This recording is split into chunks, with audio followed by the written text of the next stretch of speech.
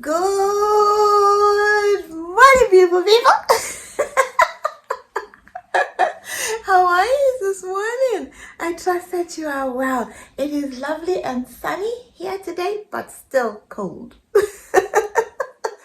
Well, it is that time of the week, and let's talk Tuesday. My topic for today, people, is stolen.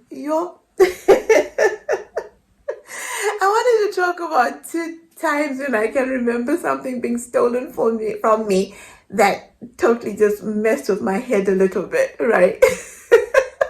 The first one, let's go way back. I was traveling from Victoria Falls to Harare. My parents lived in Victoria Falls and I was going back to Harare to go to college. So a very, very long journey, 700 kilometers and even more. And I would do this trip on a train. So I would jump on the train from Victoria Falls and I would go to Bulawayo. And then in Bulawayo, I would jump off, either go spend the night by my auntie or I would wait at the station and I would then jump on the next train and continue my trip. The problem with this was that the one train arrived in the morning and then the other departed at night. So anyways, this particular time I decided I'm just gonna sit at the station, jump off the train, spend the day at the station, and in the evening jump on the next train. Well, there was a waiting room. You sat in this waiting room and you waited hour after hour after hour until it was time for you to jump on the next train.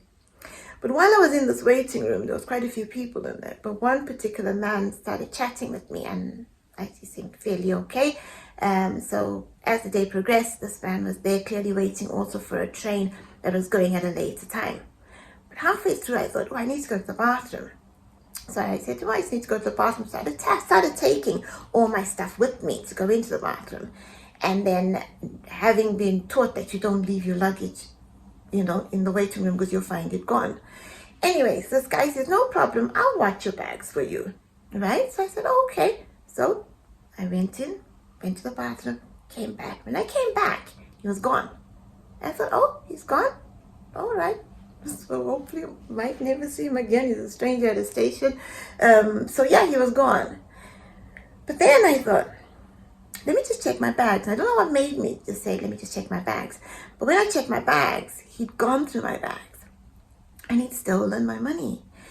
He'd left my ticket, thankfully enough, but he'd stolen the money that I had in the bag. But I was a girl guide and I was taught you don't keep your money all in one place. So I had money in my pocket and I had money in my bag. Don't ask me why I put the money in my bag. I should never have had the money in the bag. Anyways, the money was gone. I felt so sad.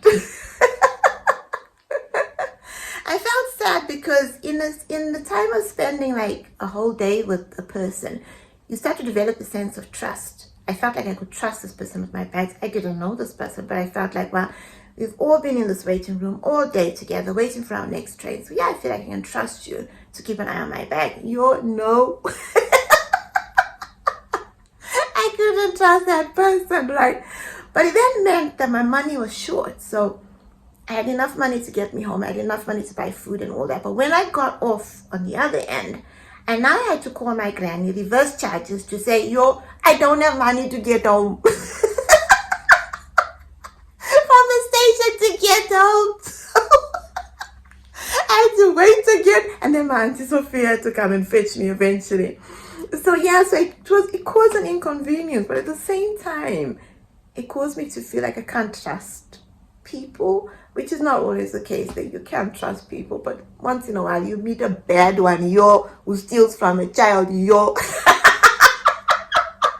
I was only young, I don't know, 18 or something, going to college. Anyways, that was that time. Then the second time that I can remember, we had just moved into our house. We weren't here long. It had been Darren's birthday and we got him a new bike for his birthday. So when we moved in, I said to him, the bike can stay in the house. So the bike would be in the kitchen. We would go away for the day, go to school, go to work. The bike would be in the kitchen. No problem. The bike was in the kitchen for week after week after week. Then finally I said, Darren, we can't keep keeping your bike in the kitchen. We'll put it in the shed, right?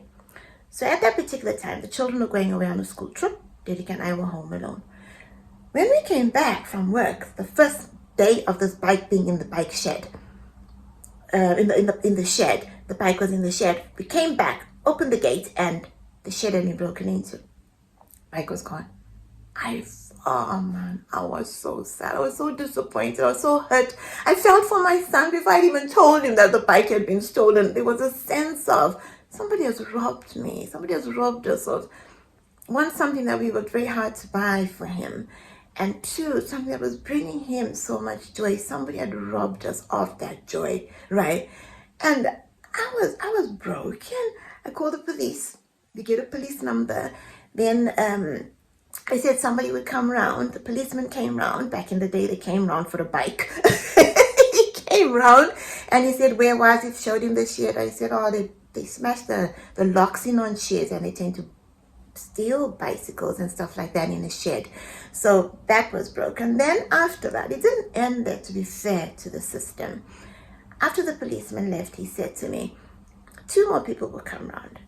Somebody came round from the fire brigade, from the fire department, to show me the weak points in our house, i.e., make sure your doors are locked properly.